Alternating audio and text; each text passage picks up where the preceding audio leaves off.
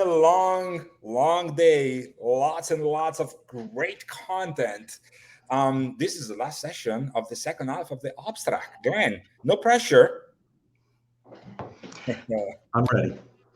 We're going to talk about why you need to give Google all your marketing data.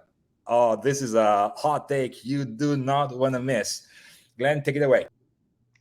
Sure, I'm probably already getting some people upset just by having a title like that, but give me a minute, give me a few more than a few minutes, and I'll tell you why I'm saying that. So let's forget about the technical side of how marketing has gone all digital. Let's just roll back to some fundamentals here for a second. Let's talk about how marketing helps a business, right? So marketing is there, in my view, to be bringing new business in, new revenue. But the cost that you have to expend in order to bring in that new revenue has obviously got to be less than the revenue. So if people hang around finance folks for a while, they may be used to seeing something like this. Now, maybe it's in numbers, but if you plot it out like you've got here, we look on the left, we see here's this big blue line's how much revenue a business has coming in. And what we start in our, profit and loss is we start to pull out costs. So we've got the cost of the actual goods that you're selling, the cost of servicing the client, there's, overhead. And then we've got this CAC, cost of acquisition, or cost of acquiring a customer. And I think that if marketing is to be sitting at the table and representing things, marketing has to own that cost. Marketing should say that they can influence that cost, that they can do it better, and that when new tools come along that may allow marketing to get that cost down, that the rest of the business needs to listen to marketing. So I think that this is actually an important reason why some marketers gripe about the fact that they don't get a seat at the table, is because they may not be speaking to finance or the rest of the leadership in this way. But if we can boil down everything that we call a department cost in marketing, and we can bring it down on an activity level, like a per new customer level, which we call unit economics, then marketing should start to be able to see that as something that they can influence. Now, I want to believe that marketing is an investment, not a cost, but for the sake of this argument, let's just go with the fact that in the world of how accounting is done, we're sitting here as the cost of acquisition. But we also can influence revenue. So this is where I want to take us. If we figure out how, as I've got over here on the right, to control those customer acquisition costs, and they become a smaller portion on a per unit basis of every piece of revenue we bring in, then that's going to leave more room for profit. And marketing at that point can justifiably say that they led to that. All right, so I'm even allowing for the fact that marketing can grow revenue. Of course, that's true. But in this way of analyzing it, marketing is going to focus on making sure that cost is down.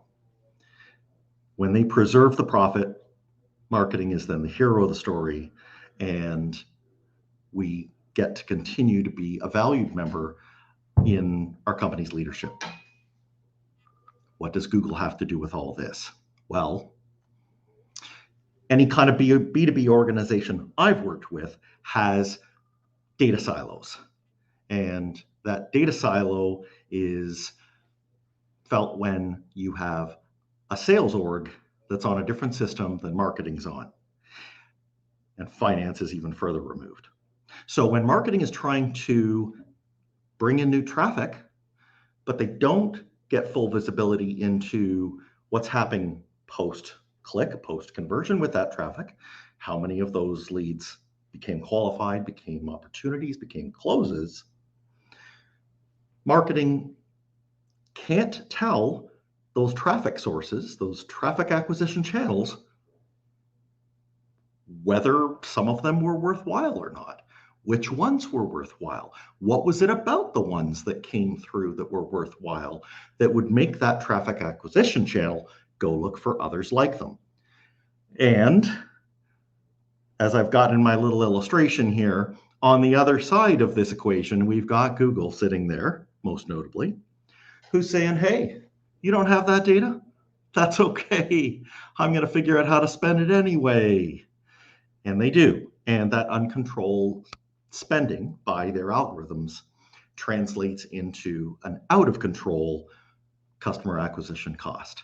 So it's not the situation that we want to be in when we're sitting around the table with the rest of management. We go into different maturities here, but I want us to focus on the third one here, where we say we could be connected. This was part of a BCG study that was saying we can get ourselves out of this fix if we can connect those data pieces.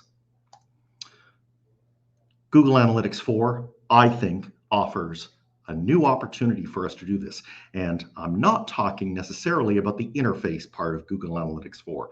I'm talking about what we have at the bottom end here, which is Google Analytics 4 available in a raw database format.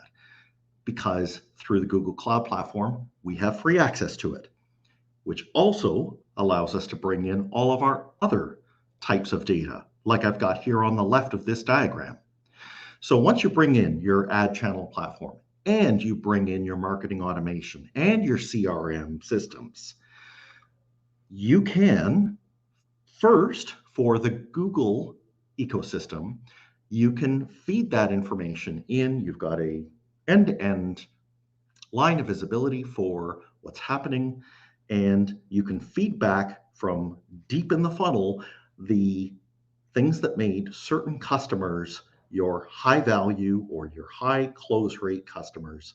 And you can inform Google Ads and the other Google, Display and Video 360 and others of what it was about them. I want to be clear here because I fudged a little on the title. You're not giving them all the data. You're not giving them the person's name. It's not personally identifiable. You are giving them a user ID, but to them, that's just as valuable. What that makes possible is that you can get the Google picture taken care of. On the downside, you will have to do a little bit more work if you're not trying to feed it to Google, if you're trying to feed it to LinkedIn or Microsoft or Meta or some of these others. Google will tell you, like, Mufasa did, oh, don't worry about that over there. That's not part of your domain. But you can still do it using some third-party tools. I'd be happy to talk to you about that later. But I think the case can be made that you should share your information with Google so that you can answer questions like I've got here. Google will start to understand which are the best performing, what are the other attributes of those people that it knows about, we may not know about, that allows it to go after more like them. When and where are they?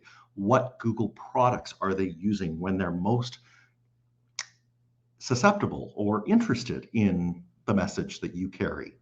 So it will know how to use that information using its AI. And I'll leave it right there. Thank you so much for your time. Thank you, Glenn. Love it. If there are questions from the audience, feel free to write them in the chat. We'll pick them up from there.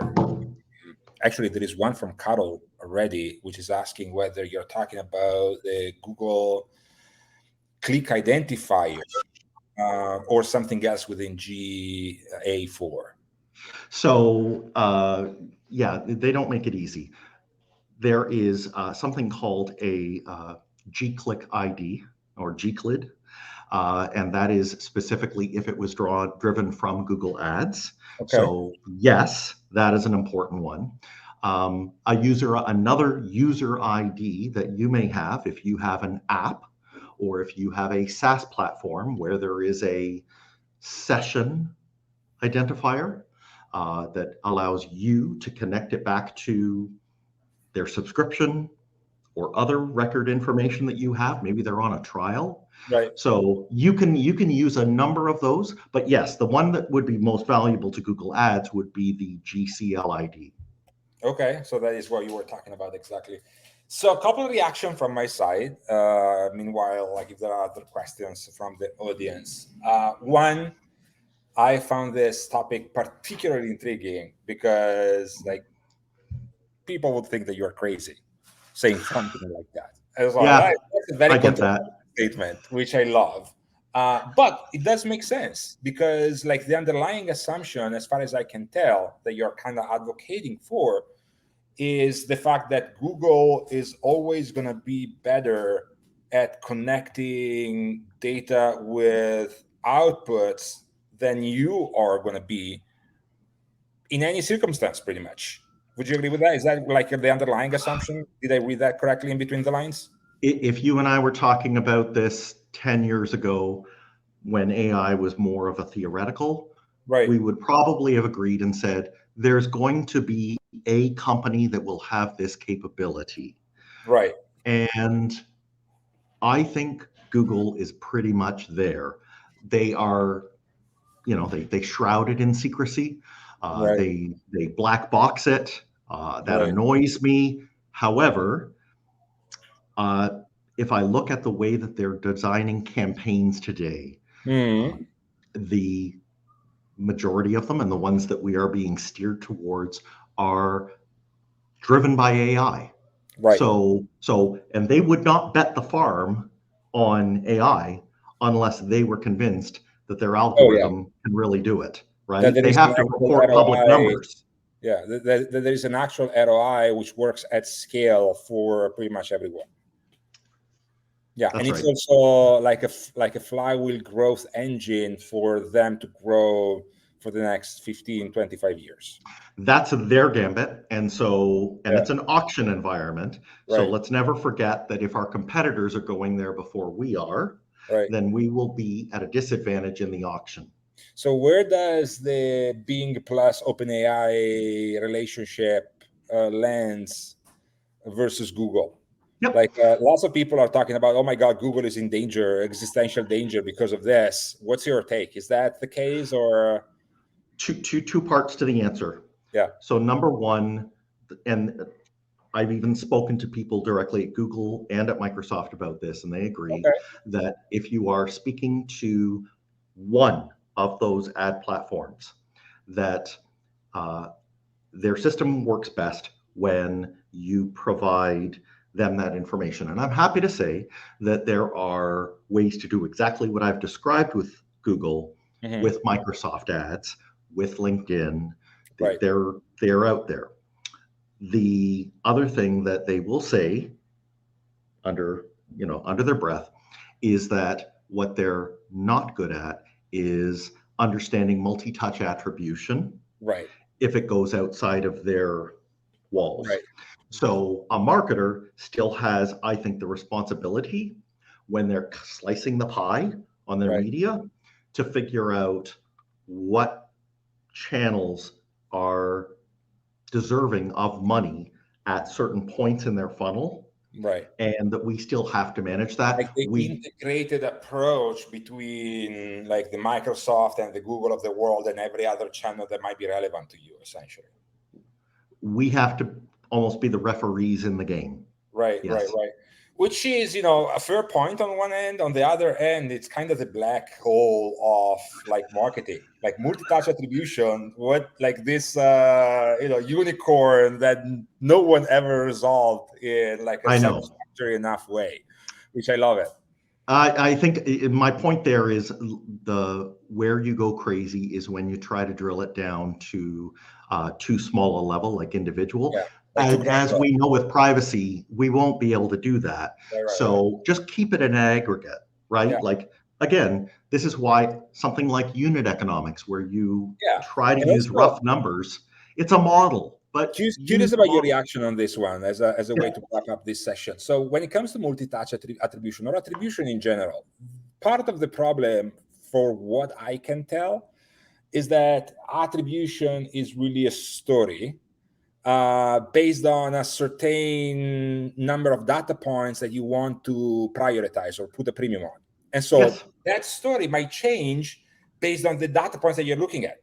And different stories or like different storylines tell the overarching narrative, kind of looking at an elephant and like, you know, touching the leg a little bit and the tail a little bit and the, right? So whether we're worrying about from first to last click, or you're doing like the media mix model, or Right. you're doing incrementality, Right. you're right. All of them, it's like glasses. They're just ways to Lens. view. Yeah, it's a Yes. lens. And does the lens jive with what you know when you walk around and you hear how clients, Right. became clients? And if it's helpful to you in those ways, and I think it will be, you can make better decisions. Right.